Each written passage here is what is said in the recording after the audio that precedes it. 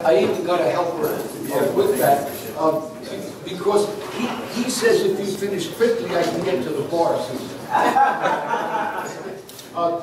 You already know who I am because I had to introduce myself earlier. But here's my quick agenda to bring us home. Why did I want to do this empirical research that is about sustainability and about financial reporting? Let me get right up front. With 2 tracks that I'm going down, I can get 2 papers out. Okay? What is it about? It's about whether in the northeast part of the United States, the Regional Greenhouse Gas Initiative, we call it RGGI, has enhanced the environment by preventing certain levels of pollution. And then my interest as an academic accountant is whether, in fact, that led to better corporate social responsibility reporting. So I'm in 2 levels here. And follow me through. I'll lead you very quickly through the empirical work, what was done and how it was done. This is all about sustainability of the environment in the first instance, and secondarily, I don't like to say it that way, but secondarily about whether firms, public enterprises, tell the story of what they've done in, to, and for the environment.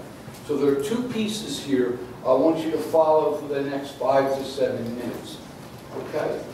First of all, the Regional Greenhouse Gas Initiative is at the state level, and it is a cap-and-trade, market-based way of using other than compulsion to force better environmental conditions. Rather than saying you cannot, we put a price on pollution, on carbon footprint, a real price. Unlike the system used in Europe,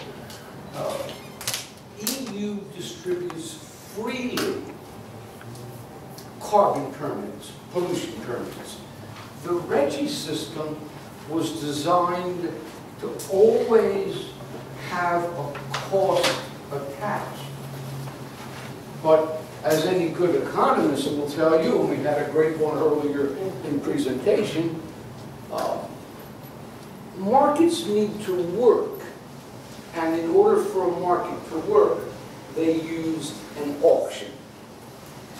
So the market can settle on what the measure here is sort of a funny one if you think about it. It's a metric ton of carbon dioxide equivalent. We don't think about that, but that's exactly the way they measure pollution, the equivalent.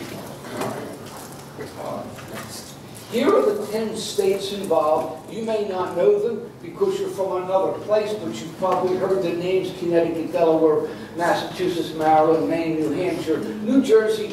If my little arrow works, New Jersey, right across the river from us here. New Jersey pulled out of the compact. They quit. The governor didn't like it, and so he quit. They've come back in again. New York, right here, tiny little state of Rhode Island and Vermont, well known for having hardly any pollution and a lot of trees. All right. Why do I have 2 dates involved? The system was created in 2009, but 9, 10, and 11 were test periods. There was no sanction for not cleaning up your utility plant. What kind of utility plant? Fuel-fired, only fuel-fired electric generating plants that are relatively large, 25 megawatts of annual, of instant capacity. These are large facilities. And they are fuel-fired. We don't look at For example, dams and hydroelectric power and things of that nature. If you're following me so far, I have to add a little caveat. In 2010, right in the midst of moving to this RGGI system, in 2010, the Securities Exchange Commission told its registrants, you ought to tell people about the impact your company has on climate change. You ought to tell about the risk your company faces if the rivers rise, if it's always summer. SEC recommended this, all right, 2010. And the reason they had the right to recommend it is because in a full disclosure world for investors, investors need information to make decisions to buy, sell, or hold. Okay? And here are my two layers of discussion. First, go out and get CO2 emission data. I found 193 regulated plants in these states that had to participate. And we matched them for testing purposes. We matched them with similar size, same fuel source, same capacity to generate electricity. But none of those would have been in this Northeast region. They're somewhere else. They're in the United States. They're not regulated. They're not pressed. And in order to see if there were financial disclosures, we pulled all the public firm data from the plants, 193, up to the level of the companies that own the plants. Plants report physical outcomes. Companies, their owners, report financial outcomes. There are 193 plants, both sides, control group and the RGGI group.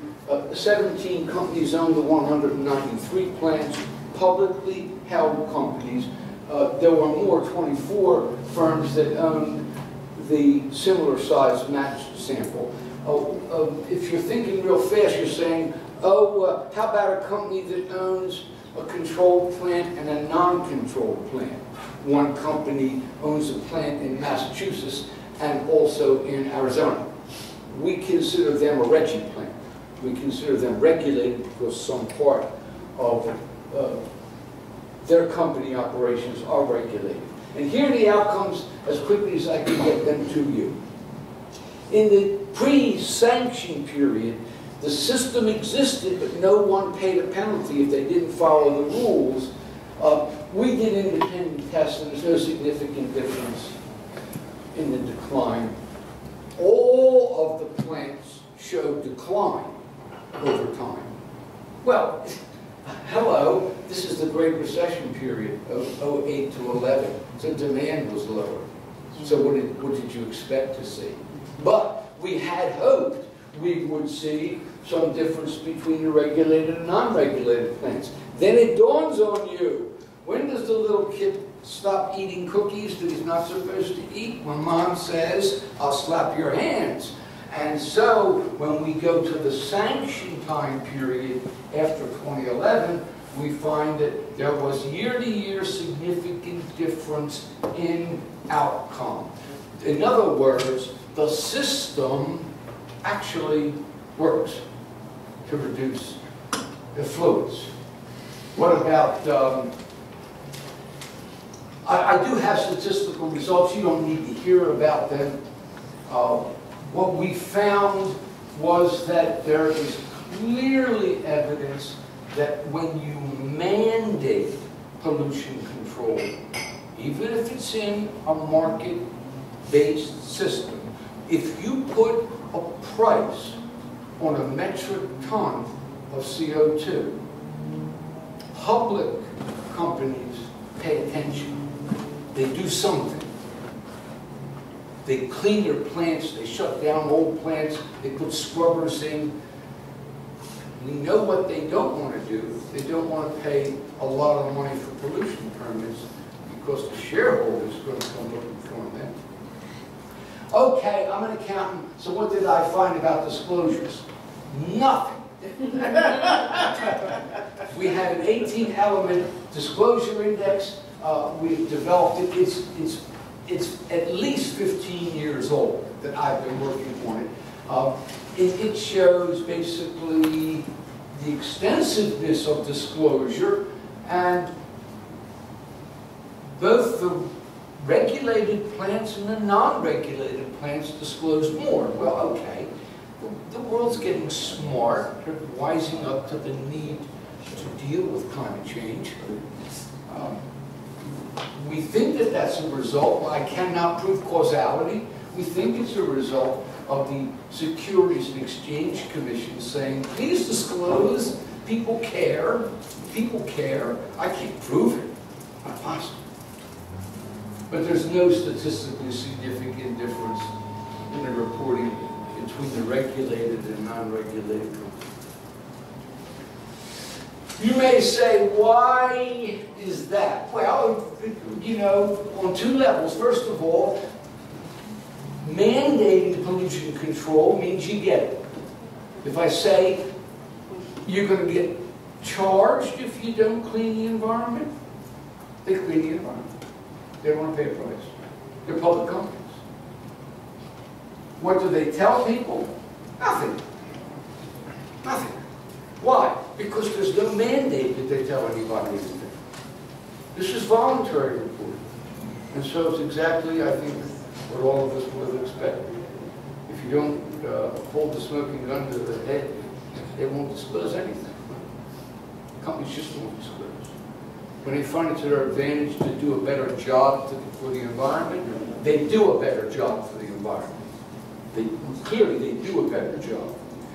One thing, maybe more than one of you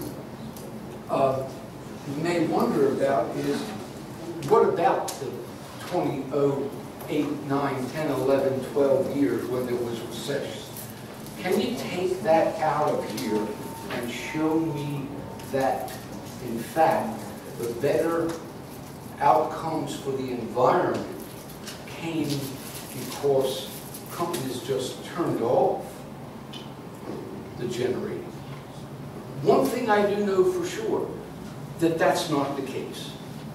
Because in a deregulated system as we run in the United States, slowing down a plant, which has enormous fixed costs, is not a good idea. It's easier to sell your electricity to somebody else. So you keep making it. Well, one criticism is that you ran right across the period of the Great Recession when demand for electric power dipped by 2.5%. Yes, but these companies don't turn their plant down.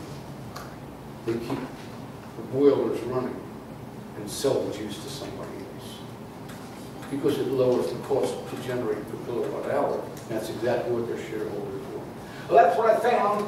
I thank you for listening and learning. I'm hoping you don't have to.